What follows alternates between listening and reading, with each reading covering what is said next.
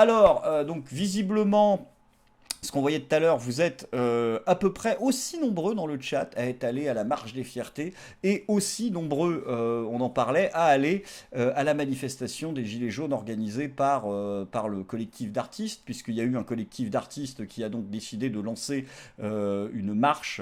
Alors c'est tous les samedis, hein, mais cette fois-ci centrée autour vraiment de la dénonciation des violences policières à l'encontre des Gilets jaunes.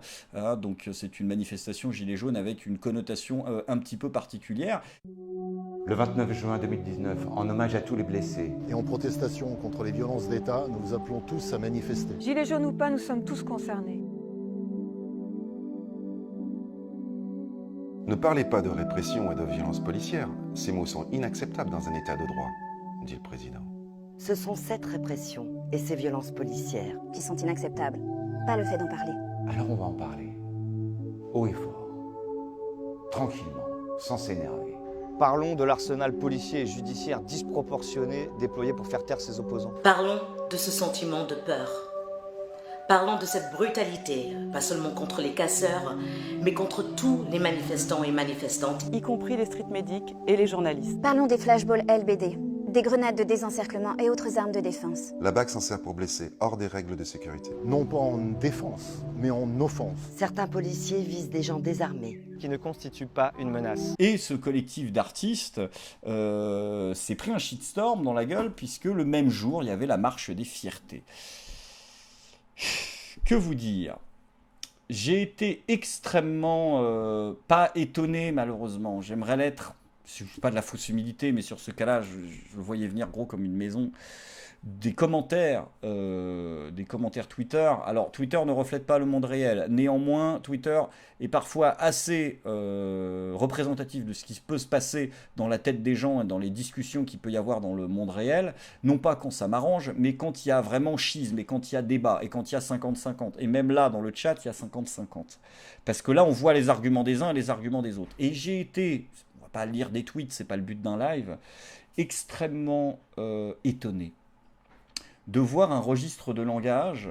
On voyait des gens qui se prenaient la tête et qui disaient « Oh là là, mais vous vous rendez compte, c'est notre jour. Toute l'année, vous avez droit aux caméras. Toute l'année, vous avez le droit d'être filmé. Et là, ces salauds d'extrême droite, de gilets jaunes homophobes, regardez, ils le font bien exprès de manifester le jour de la marche des fiertés. » Et il y avait vraiment cette séparation du nous et du vous qui était complètement grotesque, parce que je pense factuellement qu'on peut être homosexuel ou en transition ou LGBT ou faire partie des fiertés et être également gilet jaune.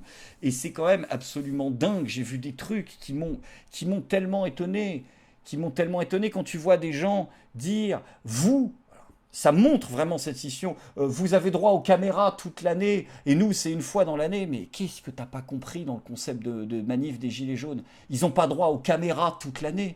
Les caméras, ils les foutent dehors à coups de caillasse, et ils ont le droit, eux, au gazage des CRS, aux violences policières, aux gens qui ont été éborgnés, aux gens qui ont été mutilés. Ils ont le droit à ça, ils ont le droit aux mensonges de Castaner en permanence, ils ont le droit à un État qui leur crache à la gueule, ils ont le droit à un taux de désinformation à leur égard qui frise le grotesque, ils ont le droit à des représentants bricolés de toutes pièces qui les ridiculisent dans les élections, ils ont le droit à tout ça. Et ces gens qui font cette critique considèrent la manifestation comme le fait d'avoir le droit de partager un petit temps de l'attention politico-médiatique. Là, c'est notre tour. C'est extrêmement effrayant. C'est extrêmement effrayant. Et ça dessine vraiment ces deux manifs. C'était vraiment deux France, quoi. Tu regardes les tweets. Regarde. Mais eux manifestaient tous les jours et faisaient grève. Les gilets jaunes font juste chier tous les samedis. C'est chaud.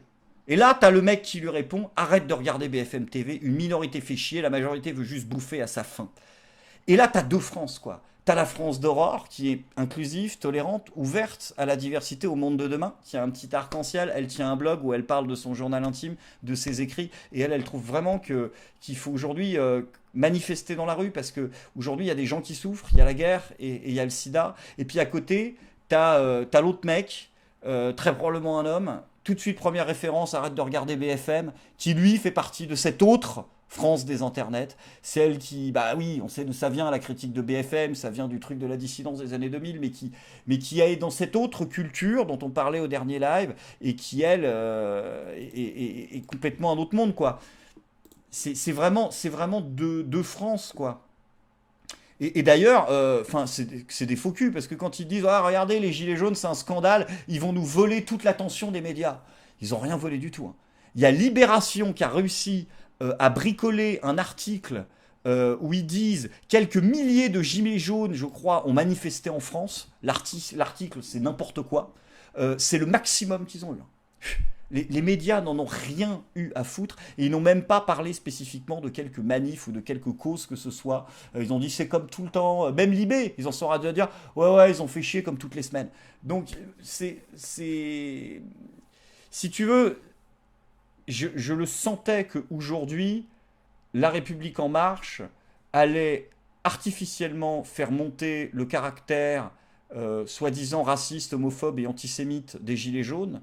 Tout simplement parce que, comme je l'ai déjà expliqué, c'est la France profonde qui souffre réellement, et on en revient à Guillaume Meurice au début, celle qui effectivement, plus que d'autres, peut éventuellement voter Rassemblement National ou France Insoumise. La République En Marche a artificiellement mis en avant ce côté-là pour pouvoir l'opposer face aux progressistes de gauche, du progrès, de la tolérance, mais aussi ouvert, et dresser ça en lutte intestine à l'intérieur du peuple, d'une façon que je trouve répugnante, quoi.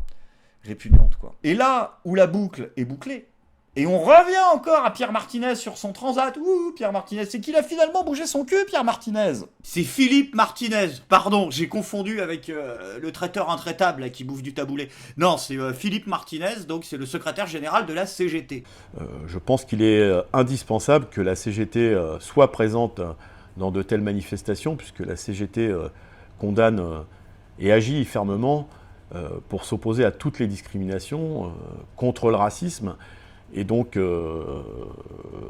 être discriminé pour cause de ses orientations sexuelles constitue une grave discrimination, et donc ça fait partie pleinement de notre raison d'être. Il a bougé son cul pour la marche des fiertés. La place de la CGT, c'est à la marche des fiertés. Ce n'est absolument pas à côté du prolétaire gilet jaune fasciste d'extrême droite qui essaie juste de trouver du boulot. Certainement pas, bien évidemment. Et cette trahison, je pense, se paiera, j'espère un jour, se paiera pas cher, parce que ça t'as pas le droit de le dire, mais se paiera. Voilà. Mais arrêtez de me faire chier avec ces histoires de gauche et de droite. Est-ce que je suis de... Ok, on va clarifier tout de suite la question. Ça commence à m'emmerder la bite. J'ai dit que j'étais de gauche, certes. J'ai dit que j'étais de gauche parce que, effectivement, je suis de gauche, comme je suis peut-être de droite sur certaines choses. Moi, à la base, j'ai remarqué un truc. C'est que dans les vidéos, quand j'ai dit que j'étais de droite, ça emmerdait les gauchistes qui me suivent. Ça emmerdait les gens de gauche, quoi. Et quand je disais que j'étais de gauche, ça emmerdait les gens de droite. Mais ça emmerdait aussi les gens de gauche. Et vu que moi, mon but, c'est de faire chier le maximum de gens, je me suis dit, on va prendre gauche. Plus sérieusement, je me rattache aussi à un certain nombre de choses, mais tu te rattaches surtout à des penseurs, à des idées. Je veux dire, au bout d'un moment, c'est quoi la gauche en France ? Alors, il y a des tarés qui font monter ça jusqu'à la Révolution, c'est discutable, mais factuellement et réellement, enfin, c'est quoi la gauche en France ? C'est l'affaire Dreyfus ? C'est là vraiment que tu as le positionnement du truc, c'est la Troisième République. Donc ça veut dire que les 3/4 des personnages que vous estimez être quand vous estimez être de gauche parce que vous êtes d'un tel, c'est aussi vos projections, quoi. C'est quoi le délire ? On a dispatché les trucs et puis les gens se les sont répartis. Je sais pas, c'est quoi le... Je crois pas que la Commune de Paris ait fait à un moment la révolution au nom de la gauche. Je crois pas que Bonaparte ait façonné l'Empire français pour qu'il soit de droite. Je sais pas, j'ai du mal, moi, à m'accrocher à ce truc, en fait. Donc voilà. Après, la question, c'est est-ce que la droite et la gauche existent encore ? Et ça, c'est une question qui est revenue, qui revient là, je le vois. Si tu veux, je pense que la gauche et la droite sont toujours aujourd'hui des mots qui sont très pratiques dans le cadre d'un débat à deux, de préférence par rapport à plusieurs, ça devient vite le bordel, afin d'avoir une première estimation de où se situe grosso et vraiment grosso merdo son interlocuteur sur un éventuel échiquier de valeurs et d'idées. Voilà. C'est-à-dire que c'est effectivement un des multiples critères qui peut permettre de se définir et de définir donc son interlocuteur dans le cadre d'un débat. Mais en termes de réalité concrète à l'échelle du pays, je crois que la gauche et la droite servent avant tout aujourd'hui à alimenter des discours de gens qui servent à exister, plus qu'à nous constituer une grille d'interprétation valable, ou en tout cas suffisante et pertinente pour analyser notre société. Et je pense que si on peut résumer ça par le fait que j'aurais plus tendance à penser que la gauche et la droite n'existent plus réellement, j'aurais des arguments en faveur de ça. Premièrement, je pense que c'est parce qu'il existe aujourd'hui des axes d'analyse plus pertinents que la gauche et la droite, notamment à l'ère de la mondialisation et à l'ère des problématiques qui sont les nôtres. Deuxièmement, parce que la prophétie autoréalisatrice de Anakin Macron s'est réalisée, parce que c'était ça le truc. Moi, comment te dire, moi, je fais partie de la génération CPE.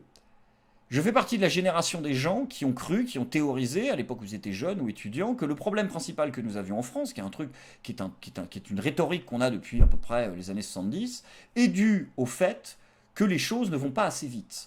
C'est-à-dire que si ça ne progresse pas, que ça n'avance pas en France, et que si on a le cul dans la merde, c'est parce que la droite détruit ce que la gauche a fait, que la gauche détruit ce que la droite a fait, que la droite, et inversement, et qu'on continue comme ça. Et le grand slogan des manifestations des gens de cette génération-là, c'était de dire « on veut que ça aille plus vite ». Aujourd'hui, les gens, ils veulent plus, hein.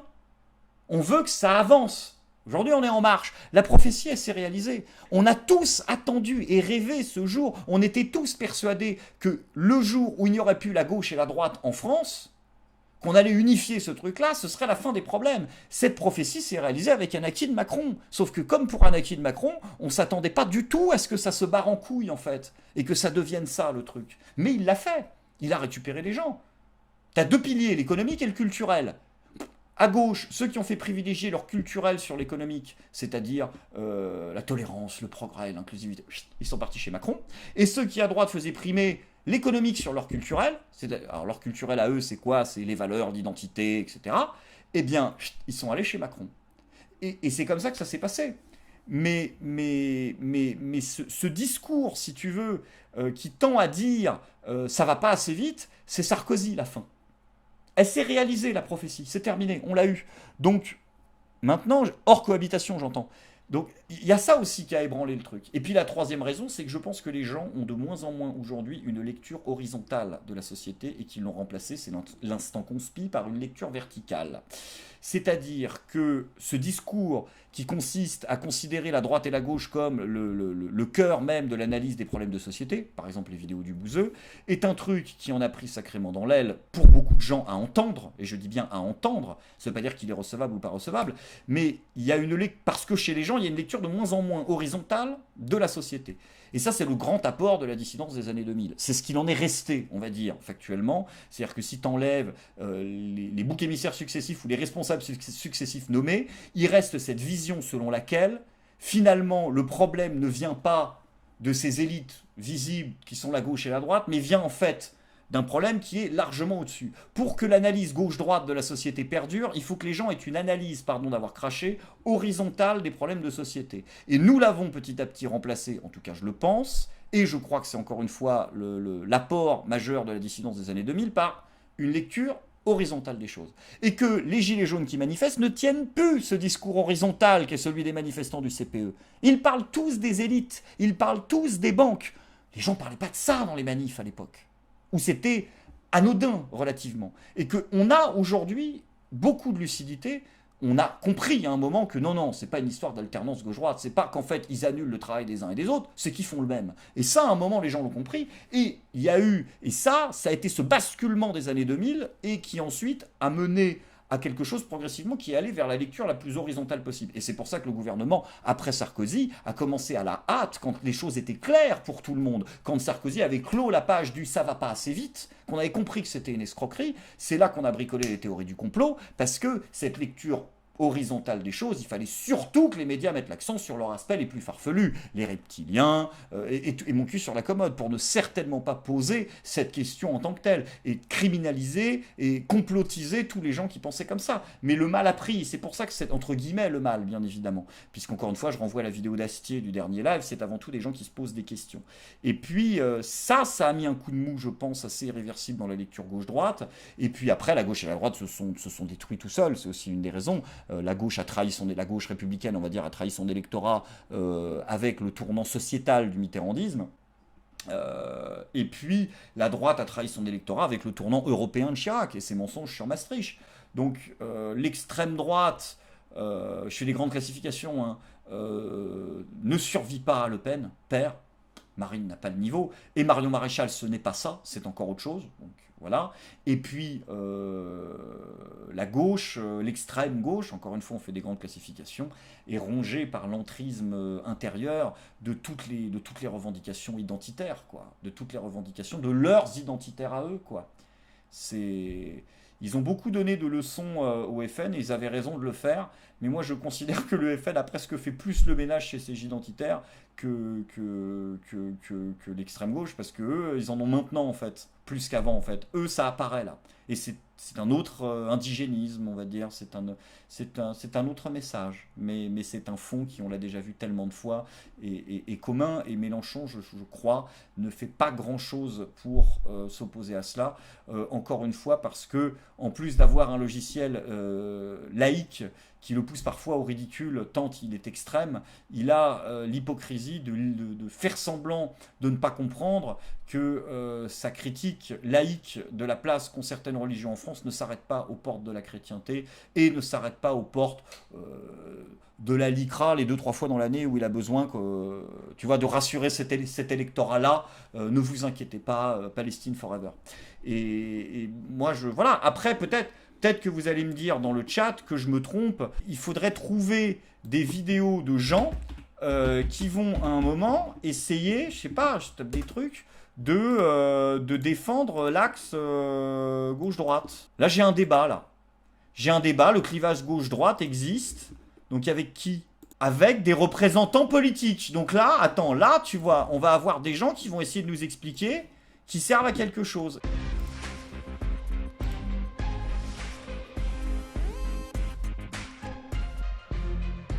C'est fou de faire des jingles aussi badass pour 4 connards de 45 ans qui vont parler de l'actualité politique. C'est fou. Emmanuel Macron a-t-il tué le clivage gauche-droite ? Non, je pense pas. Je pense pas qu'il ait tué le clivage gauche-droite. Il a simplement procédé à une recomposition du paysage politique. Ça ne veut rien dire. Donc maintenant, on va voir. Parce que lui, il est quoi ? Il est vice-président des départements du Doubs. D'accord. Donc agir pour la droite constructive. Oui, alors, parfait. Parfait. Agir la droite constructive, c'est les mecs qui te disent on est en marche, mais on n'a pas les godasses de la même couleur. En gros, non, mais ça existe encore. Je vous jure, il y a une droite qui travaille avec le gouvernement, mais qui n'est pas totalement en marche. On est encore en train de faire les lacets. Peut-être on verra, on ne sait pas. Parce qu'il y avait carence de réformes sur ce pays, et il y avait une nécessité de redonner un nouvel élan. Et si j'incarne la droite libérale, humaniste et pro-européenne aujourd'hui... Oui, on attend toujours la différence avec Emmanuel Macron. C'est qu'il y avait membres de cette majorité, certes, mais... certes, oui, t'es progressiste et européen, donc pourquoi certes ? Qui réaffirme que nous sommes pas de droite. Non, attends, parce qu'on est des putes. Il a affirmé, mais il a réaffirmé aussi. Donc c'est quand même pas exactement la même chose non plus. S'il n'avait pas réaffirmé, j'aurais pu lui dire d'aller se faire... Mais là, il a réaffirmé aussi. Donc, il faut être tolérant. Dans une compétition internationale, et de mettre des valeurs pro-européennes, je dirais vraiment en action complète. On le voit aujourd'hui, les interrogations qu'il y a au niveau européen à quelques... Ah, d'accord. En fait, il a des convictions de droite pro-européenne, mais il est en marche. Mais pas totalement. En fait, si, il a un travail d'opposition un peu, c'est-à-dire qu'en fait, il rappelle, c'est ça ce qu'il est en train de dire, il est là pour rappeler à la République En Marche ses valeurs, en fait. Donc en fait, son travail, c'est il va voir Emmanuel Macron et dit « Monsieur le Président, vous vous rappelez bien que vous êtes pro-européen hein? Ah, oui, oui, vous inquiétez pas. Attention, on surveille, on n'est pas non plus... on a notre indépendance. Attention, je vous jure. Ah non, non, vous me faites trop peur. Jamais j'arrêterai d'être pro-européen. » Donc ça, c'est en fait, c'est d'accord. Ah ouais. Ah, c'est ça la différence. C'est soit le fiasco... Avec... Le fiascon? Il a dit le fiascon? C'est mignon. Je pense pas que c'est volontaire, mais c'est mignon. Et ça va super bien. Macron, le fiascon. Vous savez quoi? Écoute, on va le mettre dans la 6e saison de JSPC, le fiascon. C'est pas mal. Du populisme d'un côté qui l'emporterait, soit une Europe qui est capable de réagir face à la Chine, face aux États-Unis et face au bloc soviétique. Oh putain! Quoi? Attends. Là, il nous a dit, il vient de nous dire que c'était soit le chaos, le fiascon, la haine et machin, soit le bloc soviétique. Le quoi? Le bloc soviétique? Mais non, mais il faut pas recouper les discours des années 60 et nous les resservir. Non, c'est... Ah putain, c'est comme pour Copy Comics. Et non, les gens ont Internet. Et les vidéos de l'INAS, ils sont... En fait, il faudrait faire un Politicomics, je pense. Je suis sûr qu'on s'apercevrait qu'il y a des discours qui sont du domaine du copier-coller. On l'avait déjà vu, donc je suis pas content. Mais non, il n'y a pas de... Ça va aller, le bloc soviétique. Donc lui, il fait partie de la droite qui rappelle à Macron qu'il est européen et qu'il faut faire attention au bloc soviétique. Donc c'est vrai, Macron, attention le bloc soviétique aussi, monsieur le président. Je fais attention. S'ils reviennent, je dirai aux gens que vous aviez raison. Putain! Je crois que quelque part, il est nécessaire que les forces qui se retrouvent sur une ligne qui sont celles que j'évoquais, un humanisme capable aussi de développer un espace de paix et puis de créativité. Parce que et créativité, il développe la créativité aussi. Non, mais alors si, c'est pas la même chose. Il développe la créativité. Donc, si tu veux développer la créativité, ouvre une MJC en banlieue et ne casse pas les couilles de ton monde. De quoi tu parles? Vous n'avez pas de travail. Vous n'avez pas de travail. Ce qui caractérise aussi Macron, c'est faire lever les freins à la créativité. Ah, il lève les freins. Il est aussi garagiste. Donc ça y est, on l'a à leur boulot. Non mais c'est n'importe quoi. Ça n'a aucun sens, quoi. Ça n'a pas de sens. Pour redistribuer la valeur ajoutée. Martial Bourquin, la droite, la gauche. Vous vous rendez compte que le mec vient de parler 3 minutes 42, ça n'a aucun sens. Ça ne veut rien dire. Est-ce que vous vous rendez compte? C'est incroyable. Ces gens sont... Et il a réussi à parler du bloc soviétique. Ils sont 5 experts en géopolitique. Ou 5... Personne n'a relevé. C'est dépassé pour vous? Écoutez, quand il n'y aura plus d'inégalités, on pourra se dire à quoi ça sert. Là, aujourd'hui, elles grandissent, ces inégalités. Et... quand Emmanuel Macron est arrivé, il a fait ce qu'aucun président sur la Ve République. Quand il n'y aura plus d'inégalité, il y aura plus de gauche, ouais. Oui, mais ça n'arrivera jamais. Enfin, c'est comme dire, quand il n'y aura plus de kebab, il n'y aura plus Benoît Hamon, si tu veux. Ça ne sert pas à grand-chose comme argument. Lui qui n'avait fait. Il a pris dans l'argent dans la poche des retraités, et il a redonné de l'argent aux milliardaires. Ouais, sauf que l'argent, qu'effectivement Emmanuel Macron est le premier à avoir pris de l'argent aux retraités pour le donner aux milliardaires, mais ce qu'il leur a pris, c'est quand même factuellement le peu que vous leur aviez laissé. Hashtag François Hollande, on en parle, ou comment on fait, quoi. Je veux dire, lui, ça va par contre, Fanfan, au niveau de la retraite. Ça va. Il a combien? 36 000 balles, je crois. Enfin, je sais plus. Mais non, les mecs luttent, quoi. Mais ils y croient plus eux-mêmes, moi, j'ai envie de te dire. Donc, pardon. Donc du coup, pour répondre de façon concrète à cette question qui a duré beaucoup trop longtemps, oui, à la gauche et la droite pour pouvoir se définir et puis se partager l'histoire de France comme on a envie de faire pour rigoler. Tiens, Dreyfus, c'est à moi. Et puis tiens, les communards, c'est à moi. Ah, bah, ça fait beaucoup. Je peux prendre Napoléon. Allez, on vous laisse Napoléon. Mais ceux qui te vendent, en tout cas dans la parole publique, je suis un homme de gauche ou je suis un homme de droite, il faut poser d'autres questions, parce que sinon ça risque d'être difficile de les cerner avec ça. Voilà. Mais ils sont malades, ils sont foiliers, quoi. C'est effectivement, je vois les gens dans le chat, ils me disent ils sont malades, mais bien sûr, ils sont foiliers. Le mec est là, il te fait une phrase de 3 minutes 47 qui ne veut rien dire, et il te dit qu'il est là pour participer au sentiment européen d'Emmanuel Macron et pour empêcher le retour des soviets, quoi. C'est fou. C'est fou. C'est incroyable. On est sous peut-être des niveaux de schizophrénie.